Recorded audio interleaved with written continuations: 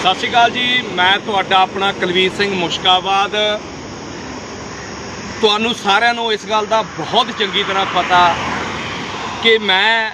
पिछले 5-6 महीनों तो जदों तो ये अंदोलन चल रहा उहदे 5-10 दिनों तो बाद इस अंदोलन दे विच मैं अपने वालों बनता जिहड़ा योगदान आ वो पाउणा शुरू करता सी ते अज भी मैं इस अंदोलन लई जिन्ना हो सकता मैं वो करने की कोशिश करदा ताकि जो साडे किसानां दी जिੱਤ होवे। तुहानू सारिਆਂ ਨੂੰ पता ही है कि मैं बहुत वड्डी जायदाद का मालक नहीं हैगा ते मेरे को बहुत इनकम के सोर्स नहीं हैगे, पर मेरे को मेरियां 3 बेटियां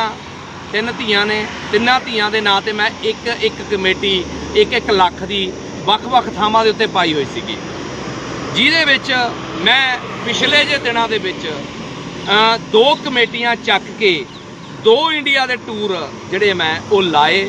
जिहदा पूरा गेड़ा लाया। मैं ये नहीं कहता भी सारे पैसे मैं अपने कमेटियां दे ही मेरे यूज़ होए ने, उस तो बिना बहुत सारे सहयोगी सज्जणा ने भी NRI वीरां ने भी मैनूं बहुत सारा सहयोग दिता सी, जिहदे करके मैं 2 टूर आ जिहड़े अपने वो इंडिया दे लाए ते जिथे तक हो सकता जहाज़ां राहीं हर तरह का साधन वरत के भी मैं इस किसानी अंदोलन नूं वड्डा करने की कोशिश की आ। उत्थे ही मेरी एक तीजी कमेटी होर पाई हुई सी जिहड़ी कि मैं पिछले दिनों के विच वो भी चक ली सी ताकि जो मैं इस अंदोलन लई होर भी मेहनत कर सका, होर भी जिहड़ियां मतलब पैसे की जिथे भी जरूरत पवे किते भी बाहर अंदर घूमदियां होया तुहानूं किते पैसे की कमी नहीं आउणी चाहीदी। इस करके मैं तीसरी कमेटी भी अपनी जिहड़ी तीसरी बेटी दी सीगी वो भी मैं चक ली सीगी। पर जिहड़ी तीसरी कमेटी पाई हुई सीगी खीरनिया पिंड मेरे नाल दा पिंड आ मुश्काबाद और खीरनिया पिंड दे विच मैं वो कमेटी पाई सीगी। शरिंदर सिंह छिंदा ते ओहदी घरवाली दा नाम है सिमरनजीत कौर। इन्हां 2 मियाँ बीबियां दे कोल मेरी एक कमेटी पाई हुई सीगी ते वो कमेटी हुण जिहड़ी आ पिछले 4 महीनों तो 5 महीनों तो लगातार मैं उन्हां कोलों मंग कर रहा कि मैनूं मेरी कमेटी दित्ती जावे, पर वो कमेटी दिंदे नहीं ते हुण वो कमेटी लैके मेरी भज गए ने ते हुण वो मेरे नाल लड़ना शुरू करता बजाए मैनूं मेरी कमेटी दे पैसे देण दी थां। मैं परसों ओदी एक दरखास्त थाणे समराले SHO साहब नूं दित्ती सी, जिन्हां ने मार्क करके साडी हेठों चौंकी दे वल भेजी ते मैं चौंकी दे विच अज आया सीगा इस विषय दे उत्ते कि साडा की बनिया। सो SHO साहब जिहड़े उरे इंचार्ज ने उन्होंने मैनूं दस्सिया कि हजे तो साडे कोल पहुंची नहीं हैगी, जदों साडे कोल पहुंचदी असीं उहदे ते जरूर बनदी कार्रवाई करांगे। पर देखो तुहानूं सारिਆਂ ਨੂੰ इस गल दा मैं क्यों मैं ये वीडियो बना के पा रहा, शरिंदर सिंह जी वर्गे ये जिहड़े लोग ने ये बहुत सारे पिंडां दे विच बैठे ने जिहड़े ठग्गियां मारदे ने। हुण मैं उहदे कोल जांदा सी, बार-बार बेनती करदा सी भी देख वीर तैनूं पता भी मैं पैसे कित्थे यूज़ करने ने, जदों कि मेरियां अपनियां भी बहुत सारियां लोड़ां ने, मेरियां अपनियां भी जरूरतां ने। मैं उन्हां जरूरतां नूं अपनियां लोड़ां नूं पासे रख के जिन्ना पैसा हो सकिया मेरे को मैं जद कि मैं लोगों को ब्याज से फड़ के भी इस अंदोलन दे विच जिन्ना ला सकिया मैं लाउण दी कोशिश की आ। पर जिहड़ी कमेटी आ कमेटी दीयां किस्तां जिहड़ियां 5-5 हज़ार रुपया लगभग किस्त 7,000 रुपया किस्त ऐदां भी मैं भरदा रहा, जानी मैं 20-25 हज़ार रुपया महीने का जिहड़ा किस्तां दा मैं हर महीने भरदा। पर पिछले लंबे समय तो मेरिया किस्तां भरन दा अज ये रिजल्ट निकलिया कि मेरे हथ मेरी तीसरी कमेटी नहीं लगी तो मैनूं अज वो व्यक्ति वालों हुण पता लग्या कि वो पिंड दे विच अपना मकान वेचण लग्या होया ते आप जाके खमाणों बैठ गया। सो ਉਹਦੇ घरे जाईदा तो कलेश पाउंदा रौला पाउंदा। कल नूं आउण वाले दिनां दे विच किते मैनूं गुस्सा आ गया जां उहनूं किते मेरे जाण ते इतराज़ होया भी तूं मेरे बार-बार घर आउणा, मेरी बेइज्जती हुंदी है, इहदे विच ओह हुंदी आ। साडी एवें फाइट होऊ उस दे नालों चंगा मैं थाणे दे विच आके रिपोर्ट लिखाई भी साडा इस विषय दे उत्ते मैनूं कमेटी दवाई जावे। और सारिਆਂ ਨੂੰ पता भी ये कमेटी लैके भी मैं संघर्ष ते आ। हुण ਤੁਹਾਨੂੰ ਸਾਰਿਆਂ ਨੂੰ ਪਤਾ ਹੋਣਾ ਵੀ ਹੇਮਕੁੰਟ ਸਾਹਿਬ ਦੀ ਯਾਤਰਾ ਸ਼ੁਰੂ ਹੋਣ ਜਾ ਰਹੀ ਆ ਤੇ ਉਸ ਹੇਮਕੁੰਟ ਦੀ ਯਾਤਰਾ ਦੇ ਵਾਸਤੇ ਮੈਂ ਦੁਬਾਰਾ ਨਿਕਲਣਾ ਸੀ। 25-30 ਬੰਦਿਆਂ ਦਾ ਇੱਕ ਕਾਫਲਾ ਲੈ ਕੇ ਅਸੀਂ ਹੇਮਕੁੰਟ ਸਾਹਿਬ ਨੂੰ ਮੈਂ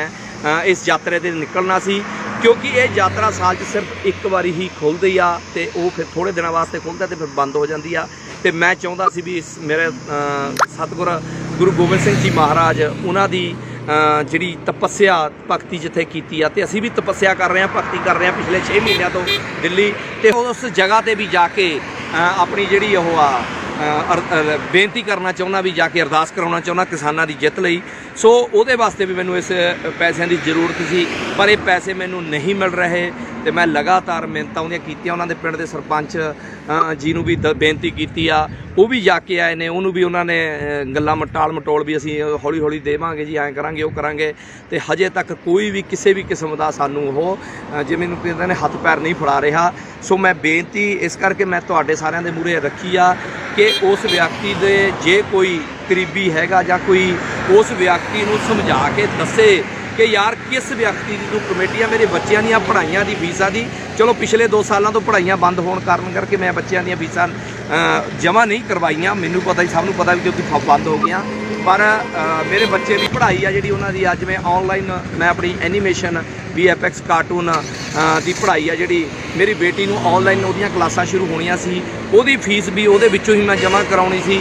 ਪਰ ਉਸ ਵਿਅਕਤੀ ਵੱਲੋਂ ਨਾ ਦਿੱਤੇ ਜਾਣ ਕਾਰਨ ਕਰਕੇ ਮੈਂ ਬਹੁਤ ਪਰੇਸ਼ਾਨ ਆ। ਇਸ ਕਰਕੇ ਹੋਆ ਤੇ ਅਗਲੇ ਦੌਰ ਵਾਸਤੇ ਵੀ ਜਾਣਾ। ਸੋ ਮੈਂ ਅਪੀਲ ਇਸ ਕਰਕੇ ਕੀਤੀ ਹੈ, ਪ੍ਰਸ਼ਾਸਨ ਨੂੰ ਵੀ ਅਪੀਲ ਕਰ ਰਿਹਾ ਤੇ ਮੈਂ ਆਪਣੇ ਵੀਰਾਂ ਭਰਾਵਾਂ ਨੂੰ ਵੀ ਬੇਨਤੀ ਕਰਦਾ ਵੀ ਜੇ ਕੋਈ ਵਿਅਕਤੀ ਉਸ ਵਿਅਕਤੀ ਨੂੰ ਮਿਲ ਗਿਲ ਕੇ ਉਹ ਵਿਚਾਰ ਕਰਕੇ ਉਹਨੂੰ ਕਹੇ ਕਿ ਮੇਰੀ ਕਮੇਟੀ ਜ਼ਰੂਰ ਦੇਵੇ, ਤੇ ਇਸ ਤੋਂ ਪਹਿਲਾਂ ਕਿ ਕਿਸੇ ਵੀ ਤਰੀਕੇ ਦਾ ਕੋਈ ਊਚ ਨੀਚ ਹੋਵੇ, ਕੋਈ ਲੜਾਈ ਝਗੜਾ ਹੋਵੇ, ਉਸ ਨਾਲੋਂ ਚੰਗਾ ਕਿ ਉਹ ਵਿਅਕਤੀ ਮੈਨੂੰ ਮੇਰੀ ਪੇਮੈਂਟ ਆ ਜਿਹੜੀ ਉਹ ਕਰ ਦੇਵੇ। ਇਸ ਲਈ ਮੇਰੀ ਮਦਦ ਕੀਤੀ ਜਾਵੇ, ਉਸ ਵਿਅਕਤੀ ਨੂੰ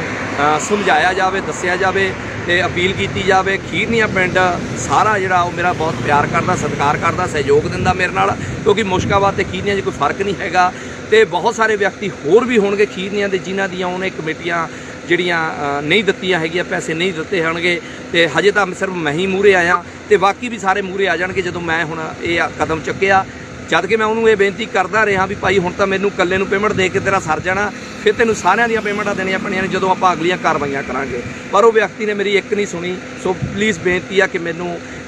ਮੇਰੀ ਕਮੇਟੀ ਹੈ ਜਿਹੜੀ ਉਹ ਮੈਨੂੰ ਦਵਾਈ ਜਾਵੇ। ਮੈਂ ਪ੍ਰਸ਼ਾਸਨ ਨੂੰ ਵੀ ਬੇਨਤੀ ਕਰਦਾ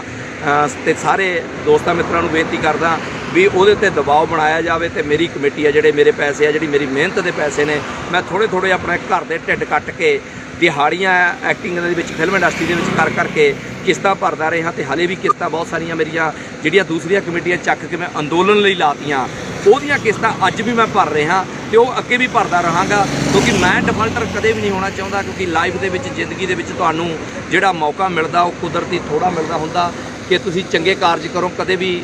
ਆਪਣੀ ਕੋਈ ਬਦਨਾਮੀ ਨਾ ਖੱਟੋ। ਤੇ ਮੇਰੀ ਕੋਸ਼ਿਸ਼ ਆ ਕਿ ਮੈਂ ਜੇ ਕੁਝ ਵੀ ਕਰਾਂ ਤਾਂ ਚੰਗਾ ਕਰਾਂ, ਮਾੜਾ ਮੇਰੇ ਕੋਲ ਹੋਵੇ ਨਾ। ਇੰਨੀ ਬੇਨਤੀ ਕਰਦਿਆਂ ਹੋਇਆ ਮੈਂ ਤੁਹਾਡੇ ਕੋਲੋਂ ਹੈਲਪ ਦੀ ਤੇ ਸਹਿਯੋਗ ਦੀ ਮਦਦ ਮੰਗਦਾ ਕਿ ਤੁਸੀਂ ਮੇਰੀ ਇਸ ਸਬਜੈਕਟ ਦੇ ਉੱਤੇ, ਇਸ ਵਿਸ਼ੇ ਦੇ ਉੱਤੇ ਜਿਹੜੀ ਮੈਂ ਅੱਜ ਤੁਹਾਨੂੰ ਆਪਣੀ ਗੱਲ ਰੱਖੀ, ਆਪਣੀ ਹੈ ਤਾਂ ਮੇਰੀ ਪਰਸਨਲ ਆ, ਤਾਂ ਮੇਰੀ ਮਦਦ ਕੀਤੀ ਜਾਵੇ। ਧੰਨਵਾਦ ਜੀ। ਵਾਹਿਗੁਰੂ ਜੀ ਕਾ ਖਾਲਸਾ, ਵਾਹਿਗੁਰੂ ਜੀ ਕੀ ਫਤਿਹ।